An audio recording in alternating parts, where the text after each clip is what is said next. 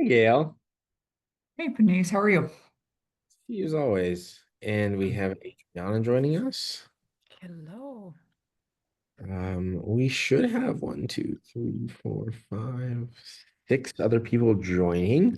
Although they have not yet, but they have accepted the invitation. How's everything going with you guys?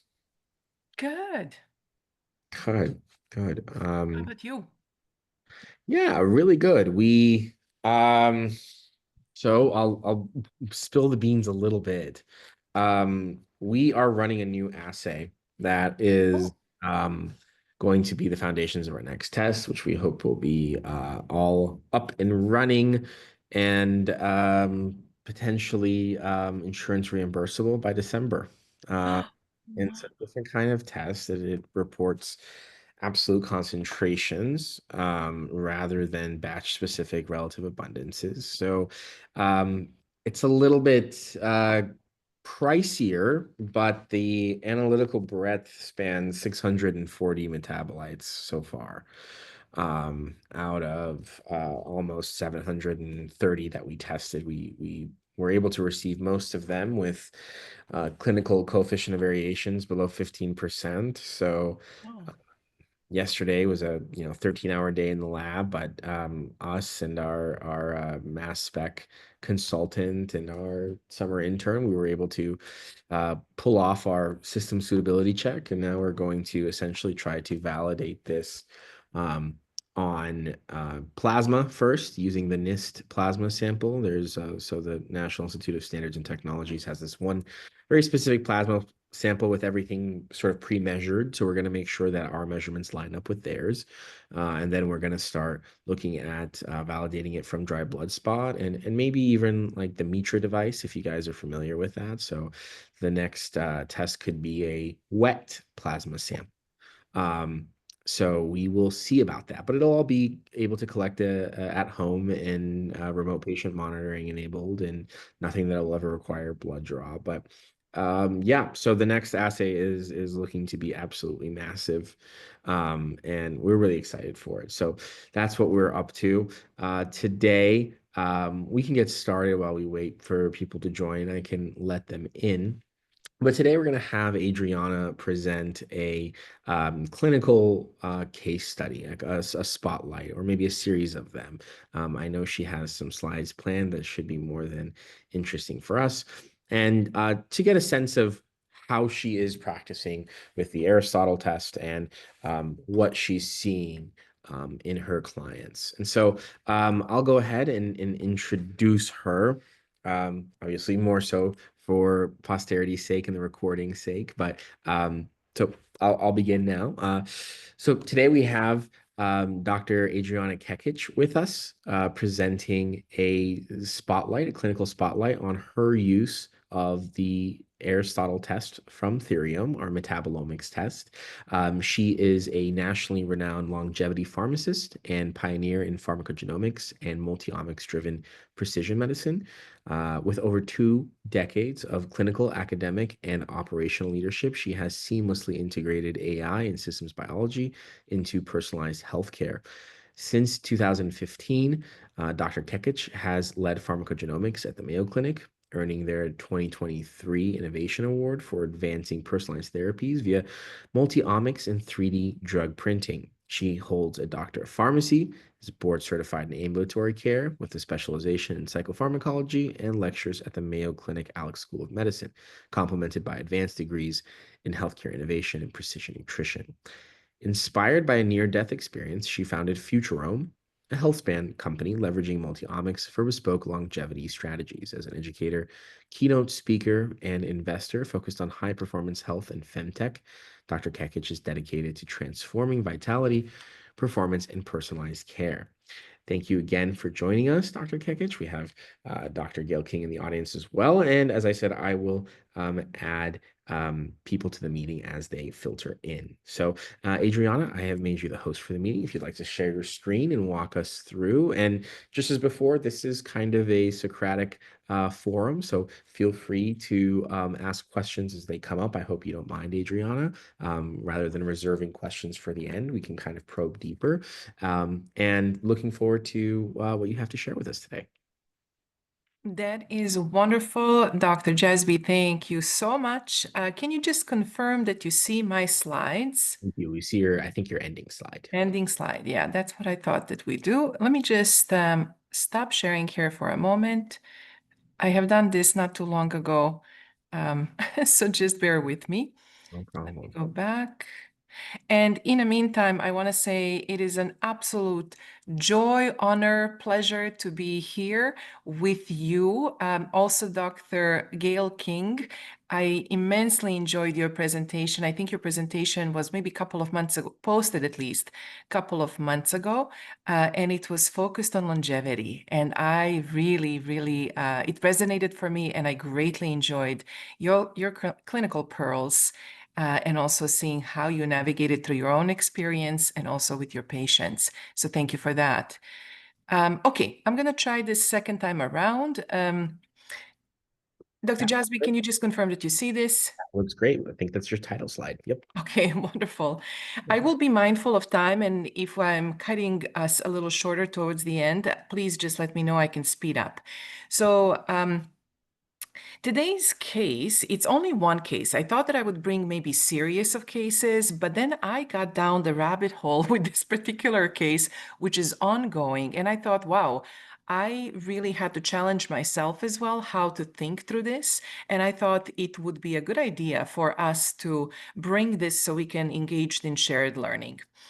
This is just a table of content as far as how we're going to navigate through this. So I'll introduce the case. I'll show you what sort of testing I used from specifically Theriome that helped me understand better and really this individual better what's going on. I'll briefly touch on interventions. We'll have time for additional discussion, hopefully towards the end, wrap up, and also my contact information. Again, it's a pleasure to be here. I just want to say that my journey into this world of cellular biology and systems approach to biology goes back about 3 decades. I don't know if you can see me. I'm basically showing you this very same thing that I'm showing here on this slide. This is from 1995, 1996. I'm from former Yugoslavia originally. This is in the midst of, or towards the end of the civil war that we had back home. But what I want to show you here is I was always pulled into this world of cellular biology because of personal family health unfortunate experiences. And I simply wanted to understand better what it is that's going on. What can we catch before these diseases like cancer, neurodegenerative diseases, cardiometabolic diseases, and so on become reality for so many of us? What I want to really do today is through this clinical case, show how we really invite us all to think through how do we put these pieces together? How do we connect the dots?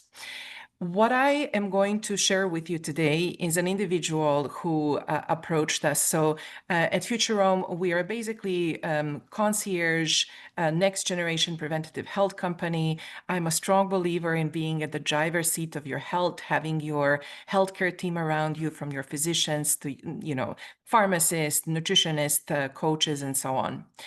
So when this person presented, I had a very different expectation of what we are going to do versus what we ended up doing. So it ended up being an introductory meeting, was really more along the line, well, what can I do for my health? I'm kind of in that stage of menopause. And perhaps even now beyond, really, I should say beyond menopause. Menopause, for those of you who may not be clear on this, and it's very nebulous as it is, menopause is simply a period in women's life when there is a cessation of menstrual cycle for at least a year or longer. And you can correct me on this if I'm not correct, but essentially that's the idea. So she complained of fatigue, certain tremors, and then as we started digging deeper, we then charted the course of what sort of lab testing we would need to better understand what's going on, and then also what sort of interventions. And these interventions, when I say interventions, they're really based on principles. And really everything we do is based on the principles of lifestyle medicine. My personal philosophy, just because I'm very biased, I come from this world of pharmacology, and I don't think of pharmacology just as a science of or study of pills. Pharmacology is really cellular intelligence that can tell us what something that you put in your body, be it a pill, be it a medication, but more, what that something does to the body and what body does to that something, to that information. So with that in mind, I want to introduce you to this individual who is in her mid-50s, very accomplished, very busy. She's a very accomplished female executive. For the past 3 years, she has been excessively fatigued, reports daytime sleepiness. Even though she can sleep through the night a lot of times, her sleep is disrupted. She also reports increase in exercise intolerance. More importantly, as we dig deeper, she revealed that she has also 3-year history of progressive tremors. And those tremors have been mostly treated with an anti-seizure medication that's called primidone. You can see that. I don't know if you can see this blue dot that's moving. Dr. Jasby, can you confirm, do we see this blue Yes, dot that I'm we moving? Okay, see cool. your cursor, the blue dot. Yep. Okay, wonderful. So this primidone that I'm pointing out here, this is an anti-seizure medication that was mostly given to kind of help with tremors. She thought, well, I am concerned now that we're talking through this because I also have this family history of restless leg syndrome. So not personal, family history. And also, as we went through her personal health history, she also shared that she had ongoing stomach issues, digestion issues for decades, as well as chronic allergies and what looked like histamine intolerance symptoms. So overall, her primary goal, really, when she came to see us, was she was just frustrated by mostly normal labs with no clear path forward. She did tell me in confidence, I'm afraid that I may actually have Parkinson's disease. And her overall goal, really, when we started this, was to live longer, feel better, and to understand what her body was trying to say so she can do something about it. Are there any questions so far before I move forward? Okay, wonderful. So we're going to approach this through this system biology lens, and some of the preliminary questions that I had, I'm going to move this up, were, wow, are her symptoms neurodegenerative? Are they metabolic? Are they inflammatory? What else might be going on here? How much of referrals we may need to think about here with either her primary care, but more importantly with specialists. And really that focus translated into these three main areas. We wanted to understand better what her mitochondrial health looks like, and I'll explain why in a moment. Then secondly, neurotransmitters, what's happening within the gut and brain axis. And again, this gut immune signaling as well. This is important because when we consider conventional testing, we're really getting a small, tiny dot in this mosaic of what are biomarkers, what are molecules and cells and byproducts of cellular metabolism, genes, and all of that really communicate. So just a quick snapshot here would be to say, most of us is not us, it's microbes. We have about 100 trillions, whether microbes in and in our body. So they play a really important role, not only for health, but also disease development and direction where that goes. We also have mitochondria in virtually all of our cells, but red blood cells. This is still an evolving area of very hot research right now, but about 1 to 5,000 mitochondria per cell. Depending on the cell type, there is sometimes more. And Dr. Jasby can absolutely correct me here, but we have many, many different metabolites now. Not all of them are really used for clinical guidance. And so one of the reasons that I have, over the time of working with Theriome team, really navigated almost as a first step for whoever we see towards the metabolomic testing that Theriome does, is because they do really deep insight into clinical biomarkers of metabolic, I should say, clinical biomarkers. And recently I started also leveraging their microbiome test. We are somewhat agnostic in terms of who or what test results we look at. We will look at them and then make a decision. Are those test results really, first of all, validated? Can we use them for our own proprietary algorithm or not?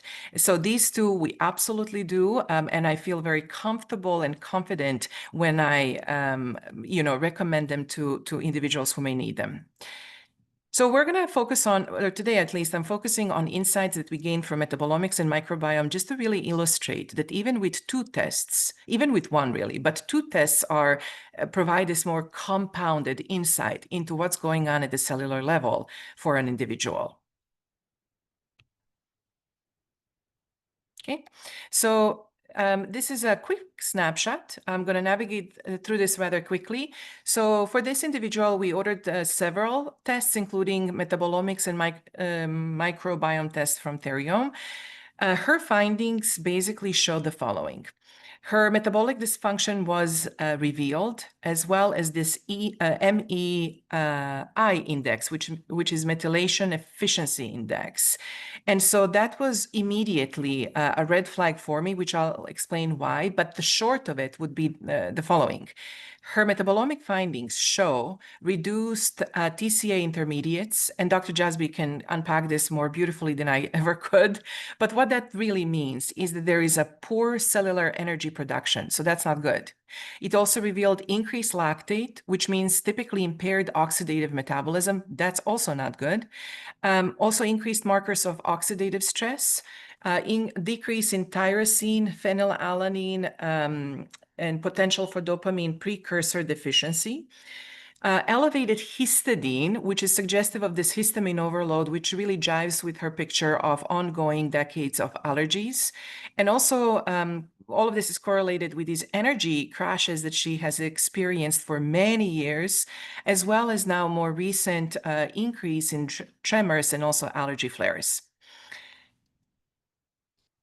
Microbiome test at the first. Oh, and I forgot to say, obviously, if you have not ordered these tests, I really appreciate Dr. Jasby how intuitive this was for me. Even with the first test that I had in my hands, I had some numbers and some, colors that were able to kind of guide me through, okay, wow, what do these results mean? So 100 is an optimal.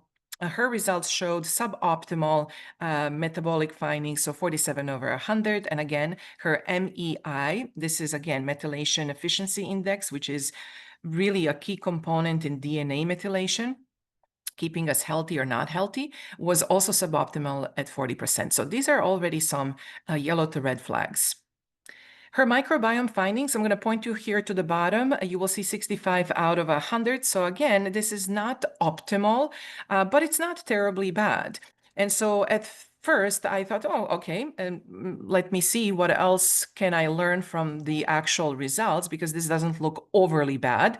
I was somewhat expecting this to be maybe more high 30s, low 40s, just in comparison to other folks who have done microbiome findings and, were tired and had some neurocognitive issues and so on. Hers were not that bad. However, when we dug deeper, we saw that she has poor presence of beneficial microbes, impaired digestion, inadequate nutrient generation to support her health, which, when transposed to her metabolomic findings, very much were in parallel and really reflected this unison kind of a picture to say there is definitely something awry going on.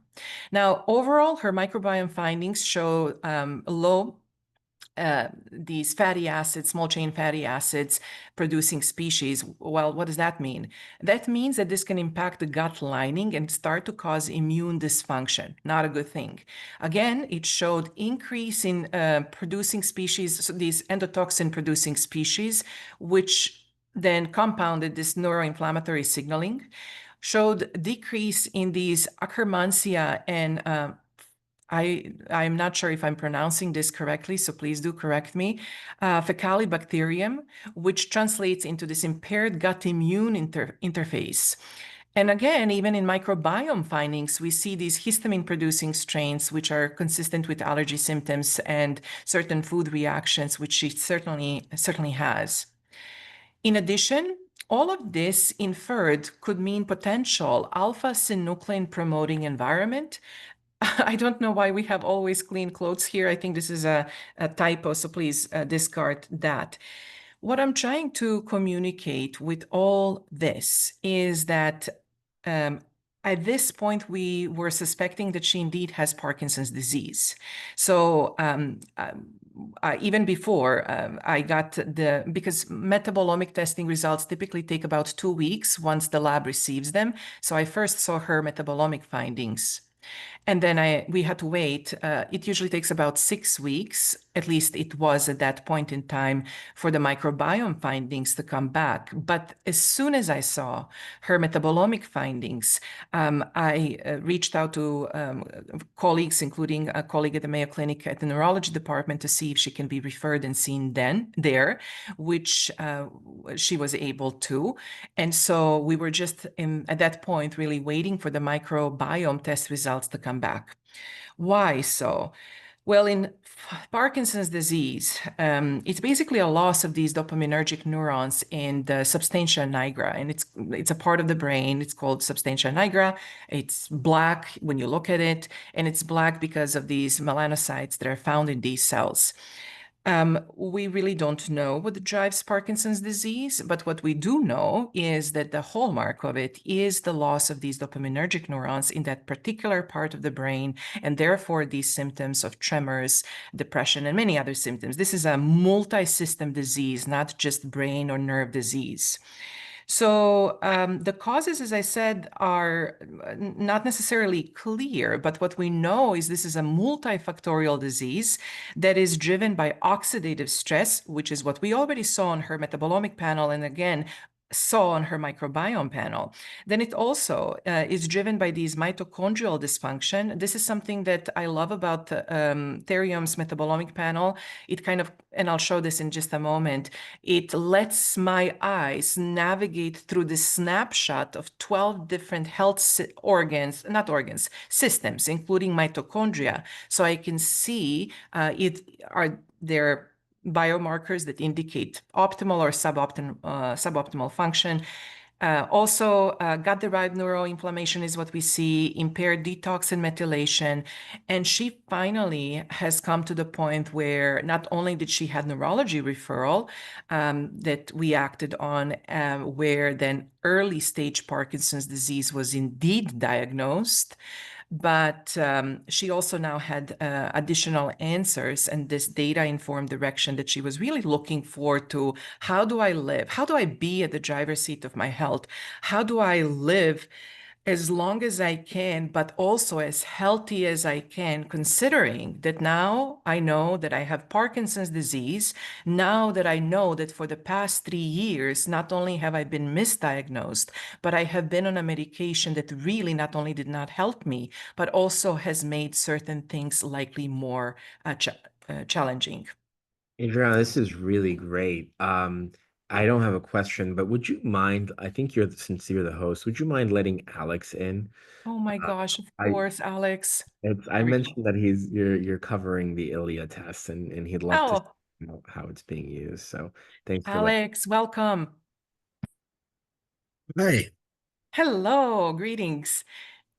I hope you will be pleasantly maybe surprised with the fact that I'm also covering microbiome tests today.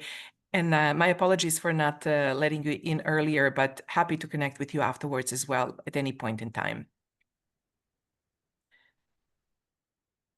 All right. Now that we have paused here, this is probably a good place to pause. Before I maybe move on to the next stage, are there any other, and please know that I'm going to dive deep or deeper into this, but I just wanted to kind of paint the picture where we were, what we found, and how we acted on this. So are there any questions at this point in time that maybe I can clarify anything before we move forward? No, I mean, I think you've so far shown very dexterously that you are combining these signatures that have been flagged by our metabolomic and microbiomic panels and doing what somebody who's providing care should be doing, which is essentially matching them to the pedigree of the patient and what symptoms are manifesting. And so that's obviously not something that we do as scientists or analytical guys in the lab. We are here to essentially produce those signatures that you then have to contextualize and see which ones are true signals and which ones might just be biological noise or artifacts. And so it all does seem very much cogent given her symptoms, but I hope we'll have a happy resolution to this person's case. I sincerely hope so as well. I know she's definitely hopeful. There is a lot that got unpacked during this very short time, transformational time for her as well. I think that is one thing that, if I can emphasize, so this is essentially our approach to these 6 pillars of lifestyle medicine, and this is really how we approached this particular with this particular individual as well. So these 6 pillars really put that person in empowered state to say, okay, on a daily basis, what am I doing that is bringing me closer to reversing certain things that can be reversed, at least through this method, through this approach? And what am I doing that is setting me on the path where I can have a healthier body, be it that I have Parkinson's disease, be it that a person may have cancer or Alzheimer's disease or heart failure or diabetes. I personally, uh, uh, Dr. Jasby, as you know, and Dr. Moore knows as well, when I came to you, I came not only, interested from professional point of view, but I also was very much interested in finding my own solutions and enriching the data kind of ecosystem that I created. And so what was missing was the in-depth look, which I was able to gain through the metabolomics testing at first. And just full disclosure, the very first metabolomic test that I did was on myself.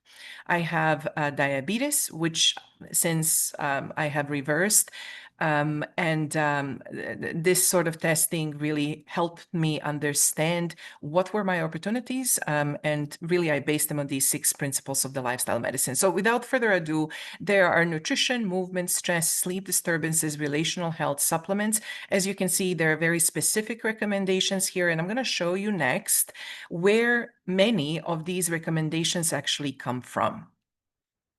So let's dig in deeper. As I said, her metabolomic test results showed several areas of opportunities or improvement, or really, I would say, of concern. If you have never done this test, know that, yes, it's a lot of pages to read through. At first glance, it can be overwhelming, but really, if you pay attention to the first couple of pages, especially the first page, and understand what that page is communicating, it really becomes intuitive to navigate through this. So I'll leave this to Dr. Jasby and the team to explain this better to you, but here's basically how I digest this whenever I look at this. So there are these 12 key health domains. As you can see on top here, it starts from mitochondrial, clockwise, inflammatory, nutritional, aging, and so on, because a lot of folks who come to see us, they're really focused on aging and healthy living. I really tend to pay close attention not only to aging, but really to few other components like mitochondria, inflammatory, mutational load, and so on. So what this is showing us is the green area would be really optimal health. The yellow area is kind of normative, which is where, somebody as our client here, in comparison perhaps to other individuals of her similar whether age and other characteristics, would fall into this normative category. So there is obviously an area of improvement here to get that person into this optimal state of functioning. Now, when we see this, or when I see this, where these points are moving closer to that alert red zone, which is really a zone of poor health or functioning, I start to pay really close attention to see, is there a picture emerging here? So I'm going to show you something. If you pay attention to mutational load, if you pay attention to, let's say, like nutrition, endocrine, liver, you will see that many of these areas are truly approaching more of that suboptimal versus closer to that optimal stage.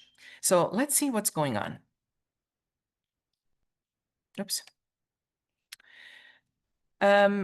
So mutational load, and these are the biomarkers. So you will probably notice that several of these biomarkers are going to repeat across different 12 key areas. So this is a neurocognitive index. She's kind of in the middle, suboptimal, moving maybe towards optimal, unsure. But one area of concern for me was this mutational load. And especially because, and I'm not going to go over all of these biomarkers. I mean, happy to share sample reports. I'm sure Dr. Jasby can do the same. But what I want to point out is when I saw these results first, we did not know that she had Parkinson's disease or not. I was suspecting that she may. And so when I looked at this mutational load, I realized, oh, wow, we might be in a little bit of a trouble here. She may indeed have Parkinson's disease at play. And the reason is she has had several biomarkers, like, for example, let me see here. And I'm so sorry, I know it's difficult to see this, but the DNA repair, look at the adenine, look at the guanosine, look at the UDN, and then also cyclic AMP and L-tyrosine. L-tyrosine really down the path leads into dopamine. So this also, I want to point out, she had relatively high levels of glycine. What does this all mean? Well, glycine can mean blocked downstream methylation or poor detox capacity. She also had low methylmalonolic acid. If I don't see it on this one, I'm sure that it's going to come up on another one. So this combination of high likely homocysteine, low SAMe, high glycine, low methylmalonolic acid, which can indicate, by the way, suboptimal B12 levels, even despite adequate, nutrition, it can affect all of this. It can affect nerve health. So what I found, this is a more recent add-on, at least it was for me in comparison to last year where I started with Theriome. I don't recall having MEI on earlier tests, so I was really pleasantly surprised to see that this methylome was included. So what is this methylome? Why is this important? Well, it measures basically how your cells, how your body does your body effectively, does your DNA effectively methylate or not? And DNA methylation, if it's reduced, then it can lead to neurocognitive issues, including Parkinson's disease. Oftentimes, it does correlate with what we have seen already in the previous slide. So higher homocysteine levels, even lower SAMe. SAMe, I did not talk about SAMe yet. SAMe is a S-adenosyl methionine. It's basically a master metal donor. And so when you have low levels of SAMe, this can absolutely translate in low levels of dopamine. So there is a lot of play here that indicated to me that, oh my goodness, this might be really Parkinson's disease, not necessarily some essential tremor. There are high levels of glycine. Glycine is this amino acid. It provides one carbon. That one carbon is important because it's involved in the DNA methylation. And as you can see here on the left-hand side, and this is glycine is necessary for SAMe. SAMe, as I said, is this master metal donor. So Then we have low levels of methylmalonic acid, which, as I mentioned already, can accumulate in case of vitamin B12 deficiency. And by the way, she was already supplementing with B12. It was just not enough. When you go through the results, as I showed you in previous slides, you can move down into the area of this technology that's called digital twin. Digital twin, you can think of it almost like a computer version of yourself, where all of these biomarkers can go in, and then there are thousands of different iterations that the AI system runs through to say, okay, based on these molecular metabolomics or microbiome signatures, in this space is metabolomic biomarkers. So based on these biomarkers, what sort of interventions would be the most meaningful for this person? And so I'm just going to show you really a few of these that came up, but I also want to show you what came up in mutational load. Beyond of this recommendation to introduce liposomal glutathione. Why? Because glutathione is a master antioxidant and her oxidative stress was significant. So basically her metabolomic testing showed depleted glutathione metabolites or pathway metabolites. So besides that, besides maybe specific nutritional direction like broccoli sprout powder and so on, an explanation as to why, I thought it was really insightful that they have included that, perhaps we need to start thinking about the circadian effects here to reduce that circadian disruption, the melatonin pathway disruption, and DNA methylation interference, all of which play a role in Parkinson's disease. And it's very clearly spelled out here, especially given late stage neurodegenerative predisposition like Parkinson's disease. Well, Adrian, I have a question here. So Yeah. you mentioned that you had, received our Aristotle report, our metabolomics report within 2 weeks. And then after that, you Yeah. use this report as somewhat of a basis to then get her referred to a Mayo Clinic neurologist who then later confirmed Parkinsonian neuropathies. Parkinson's disease. She has Parkinson's early disease. Parkinson's disease. Wow. And Yes. I did not know we picked that up. Yes. That is unfortunate. Yes. I mean, but also so glad to know that these signatures that, Alex and I kind of tool around with all day and these models we play with are having real world effects, even if it's, bad news, it is Hmm. leading to answers that are again, unfortunately confirmed by neurologists as early stage Parkinson's. That is both impressive and of course saddening on a human level, but scientific. Hmm. It's encouraging to us to see this. And you hadn't told me about this before. This is No. all news to me. Um, Hmm. wow. Okay. Yeah. Please continue. No, no, thank you so much for that comment, both on science level, but also on humanistic level. And I'll maybe just pong you rather back, starting from the humanistic level. So, Panis, she was very relieved, actually, to have her diagnosis Answers because are a relief. Yeah. yes, yes, because there is power in knowing. There is power in also acting. And that's what and this is not just coming from me, from you, it's actually coming from this approach to care that involves all of us to put our heads together, to be present, to be involved, to push further than maybe what conventional oftentimes will enable you in those early stages. And I think what it did for her is it validated her internal, no pun intended here, but gut feeling that there is something more serious going on, especially. Remember what I said at the beginning. She does not have personal, but she does have family history of restless leg disorder. She has personal history of allergies and gut issues and now tremors. Like the picture is relatively clear as to what might be going on as well. And I can I imagine the think. frustration when these standard labs are continuously returning normative values and Mhm, there is no, simulations like this that are using more than 1 million simulations to tease apart what could be happening. Um, mhm. can only imagine the sort of darkness one might feel. Yeah. Yes. So I am very grateful. This is one of the reasons. And as I said, we are agnostic. We work with, it's truly multiomics. So we do genome, epigenome, proteome, you name it. But the reason, and I'm not paid by Theriome, I just want to be clear on this. This is really out of my enthusiasm to push the science, bring it to the real world, push evidence also behind this. We need to continue to, keep each other motivated, accountable, and so on to ensure that we indeed are acting on the right sort of biomarkers, that there is evidence behind this. And I just wanted to say I'm incredibly grateful that your team goes in depth. This is exactly what I look for. And in this case, it absolutely helped us, pushed us rather in the right direction, so she's not wasting more of her time. So this is just my thank you to you and your team, your excellent team as always.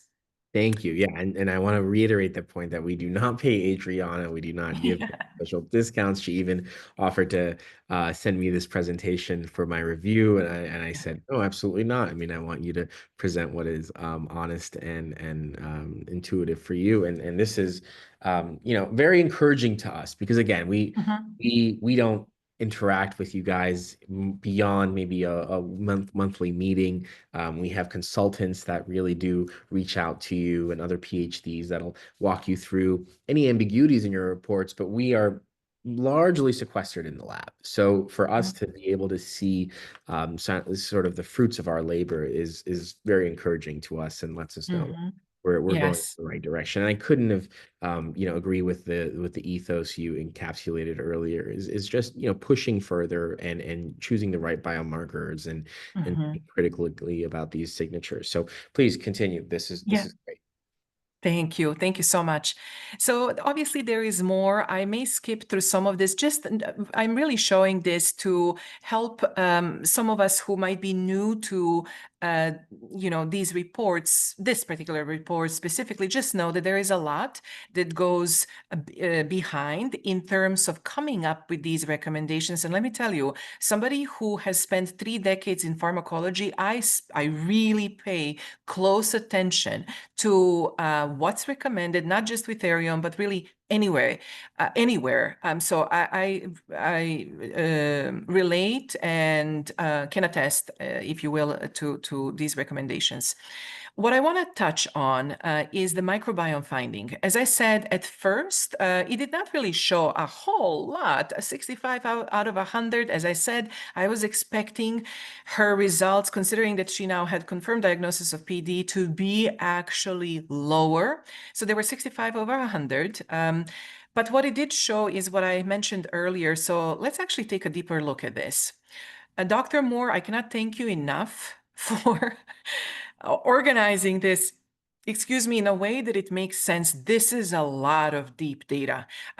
When I used to work at the Mayo Clinic, I had this wonderful and extraordinary luck to work with such talented individuals, really experts in their fields as well, who oftentimes we would do research studies. So there's a lot of data, and we would use AI, different algorithms, either through machine learning, deep learning, or whatever else. So I was always a little bit cautious with microbiome tests because most of them that are available in direct-to-consumer realm are not what I would be comfortable really bringing into my own practice.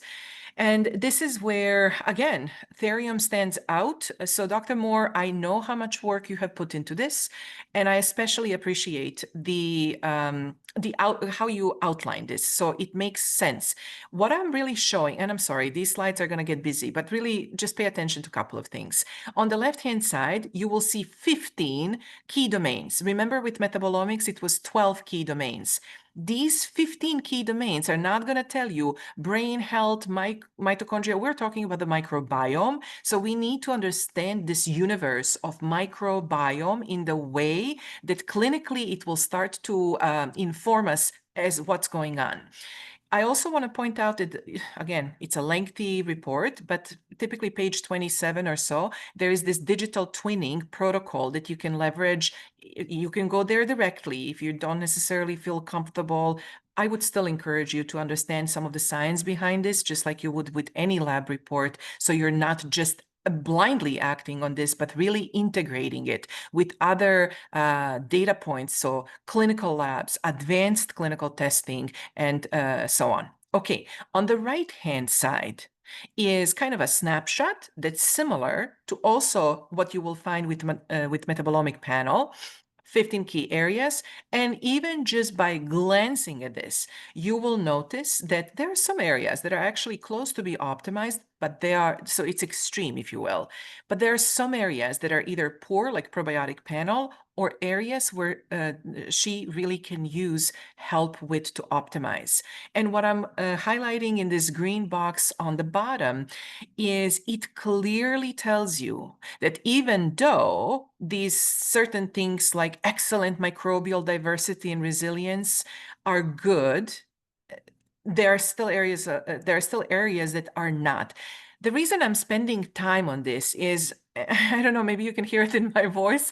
I'm a bit frustrated with sometimes with what I see when I mean, kudos to all of my clients who are engaged in their health. I love everything that they do. But sometimes they'll come in, enthused that they had microbiome testing done and everything looks good. When in reality, when we do a test like this, it shows, yes, you have excellent microbial diversity and resilience. But what you don't have is you basically have this low colonization of your foundational probiotic biota. You have this impaired signaling that signals also immune dysregulation and a lot of other things. What I want to point out here as well is this microbial, there is a reduced microbial. So microbes in the gut will produce these short chain fatty acids. Remember what I said about the short chain fatty acids?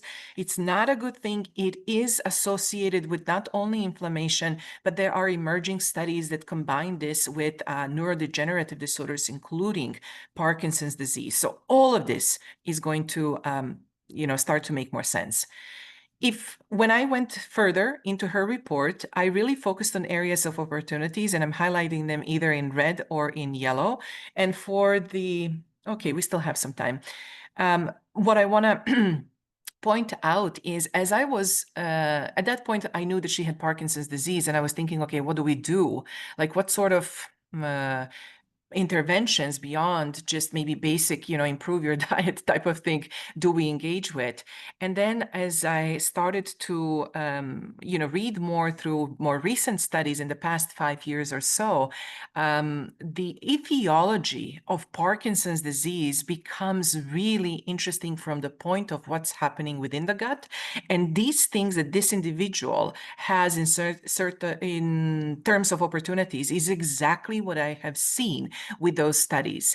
So this probiotic panel being low, reduced capacity for fiber lactose, simple sugar breakdown, nutrient generation, especially this reduced capacity for butyrate, lactate, amino acids, vitamin B12, and B in general complex, vitamin K production. All of this essentially means suboptimal nutrient generation, so not necessarily a good thing.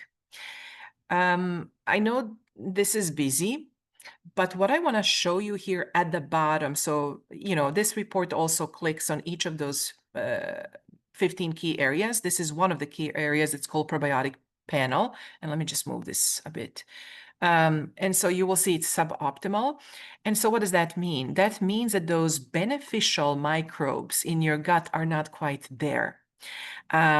And if you're wondering what might have been the purpose, what might have been the cause behind this, I really am not sure. In her case, we think it's several things, including repeated antibiotic exposure, although she has not had a recent antibiotic.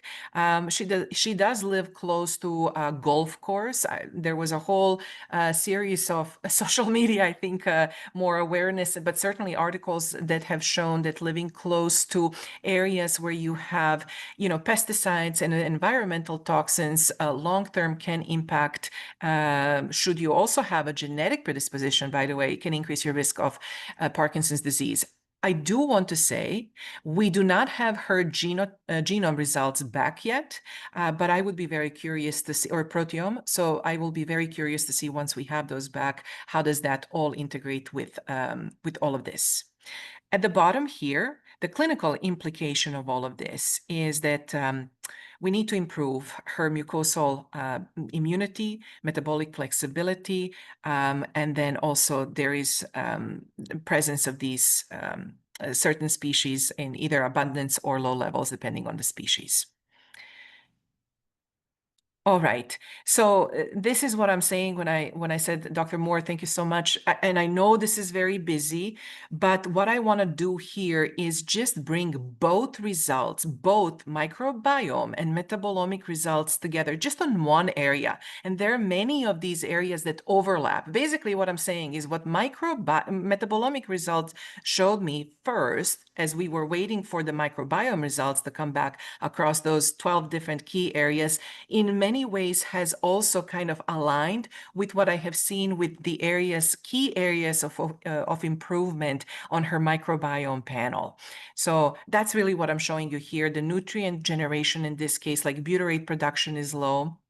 Acetate production is low. Why is this important? Well, butyrate is the key small chain fatty acid. Then acetate is the most abundant short chain fatty acid in the gut. And it's also, more importantly, it's kind of like a pre-model or precursor that makes other short chain fatty acids, like in this case, butyrate. So all of this is connected. Why is this important? It affects everything from mitochondrial function to cellular function, basically to energy production and also these neurogenerative states. So I just wanted to maybe That's a great highlight. Yeah, yeah. We've done some comparisons ourselves on people who have taken both, and there are some domains that we think do overlap. And so we've made some of these comparisons, and we do see that they, of course, should and do align. But it's great for you to highlight that, Adriana. Thank you. Wonderful. And thank you for reminding me. I am just, enthused to share all of this, and I forget to pause myself. Are there questions as I move along all of this? For me, maybe from Dr. King. No? I Okay. will just interject really briefly, and I think as we see how you've so wonderfully put all this together, it still takes a lot of time. And you're talking about bringing on these other omic layers. The thing that, or one of the prime priorities that we have is to have these essentially integrated, have these tests talk to each other. We're not a large outfit, so we wear many hats. We do a lot of different things. But as we move on from our current projects, that is going to be one of the things that we really aim to accomplish. And I think you would be very excited and also save a lot of time on your end. 100%. I'm very excited to hear this. I will be definitely paying close attention to see how you execute on that. Yes, I think that is the key. And one maybe adding on to what you just said, Dr. Moore, what I also thought was very helpful, and to be very honest, now with microbiome tests, a lot of times what I will do first is I'll get a snapshot just to see overall, okay, suboptimal, optimal, but I typically will go down to this pillar approach just so I can wrap my mind around, holy smokes, what exactly is going on with the gut and microbes and everything that has been reported, because it is a lot of pages. So I really appreciate this approach. This is called pillar approach, is this framework. It's a 6-phase framework. Each letter corresponds to something here, like precision, integration. lining, load, adaptation, and resilience. I'm not going to go over all of this, but I just wanted to say this is my clinical hack, if you will. This helps me when either I am pressed for time just to kind of get the results. Let's see what's going on with this person, what's really urgent, what's a priority in urgency. Oftentimes I will go here, which really helps me digest the actual report. And I want to point out one more thing here that I thought was incredibly enlightening. You see, under 5, lifestyle and metabolic optimization, issues, Parkinson's related gut-brain axis dysregulation. Again, the microbiome, I did not put when we were registering the test that she has Parkinson's disease. So obviously we have included, allergies, tiredness, tremors. So there is some indication that that might be the case. But I want to say this is also illustrated through those microbiome biomarkers, which, again, going back here, there are many, many, many, many different ones. But I really appreciate this snapshot, which really helped me. So, And as so Alex said, we haven't integrated the test yet, right? Multiomics integration is not as straightforward as performing canonical correlations and calling that good. So our tests have been kind of developed separately with each other, although on the same diagnostic logic that we've employed. And so it's very interesting to again see the ilia pick up through a separate signature the same Parkinsonian signature that the Aristotle detected. mhm. Again, we don't get to see too many of these clinical insights that you guys get to perform with our tests, and we hope you share more of them with us. But it is again encouraging for scientists to see this and see what our work is being translated into. Love it. I echo everything you said gratefully. I apologize. I was putting these slides in between different things that were going on. So I definitely have wrong photos here on the slide. It really should illustrate brain, gut, mitochondria, kind of our triad here of really important signatures that we picked up through metabolomic and microbiome tests. I do want to emphasize one more time, these are core tests to the suite of services or testing that we do. This is not the only thing that we do, but these are our core tests. So as I said, we are still waiting for we obviously have clinical and advanced clinical testing available. The genomic and proteomic is not. We also had her results from a separate mitochondrial test, which I did not share here, but basically it shows mitochondrial dysfunction, a reduced capacity, increased ROS, which is reactive oxygen species, and other things. So with that said, I think I would probably wrap this up, and I apologize, I definitely went over time. This is just for anybody who wants to go a little deeper. Okay, what did we see with metabolomics? What did we see with the microbiome that is consistent with this Parkinson's disease diagnosis? And also, in addition to that, what other biomarkers did we look at in terms of allergies that made sense? And then more importantly, biomarkers that we're going to keep an eye on when it comes to her longevity, because we're in it for longevity. Oops, excuse me. These were some of the protocol things, and the lessons from this case really boil down to symptoms like allergies can mimic neuro symptoms, which has been the case for her perhaps. There is definitely this histamine burden that combined with mitochondrial stress was maybe an underestimated connection that perhaps was overlooked. Metabolomics and microbiome serve as powerful early warning system or signals that women in midlife really with complex systems deserve this system approach to their care and health. For us personally, with Theriome, this really adds this clinical force multiplier. And we certainly gain clarity where traditional testing did not. and a few other things here. But I want to emphasize that for patient, for her, this was a transformative experience. Even though she's still going through it, she's going to continue to go through it. She does not consider any of these to be small wins. For her, these are transformational wins. I want to say on a personal note, multiomics is the future of medicine. We need to be precise because that will allow us to get more personalized in terms of care delivery. And we need to continue to collaborate to bring systems thinking to this real world care, as we have seen in presentations from Dr. King and myself and others. Thank you to this wonderful Theriome team. This is only a part of the team, but folks that I usually interact rather the most. And you can find me here, and I want to thank you so much for allowing me to share this. And also, I will open this up to any questions. Thank you, Adriana. What a detailed and comprehensive, and again, expertly crafted use of our tools. You know, weaving these sometimes disparate signals, sometimes very much commensurate signals into this fabric of care that you bring your patients. And thank you for allowing us to power those inferences with our testing. It really is a privilege, and you know, a sacred responsibility that we take seriously, making sure that our data quality and the fidelity of our analyses are always living up to, again, the sacredness of that mandate. So thank you so much. I don't have really any questions. You have probed, I think, every angle of this case study, but perhaps Alex or Dr. King have something they want to add or ask.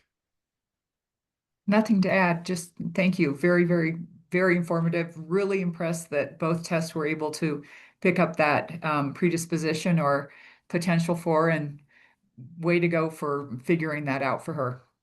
Thank you.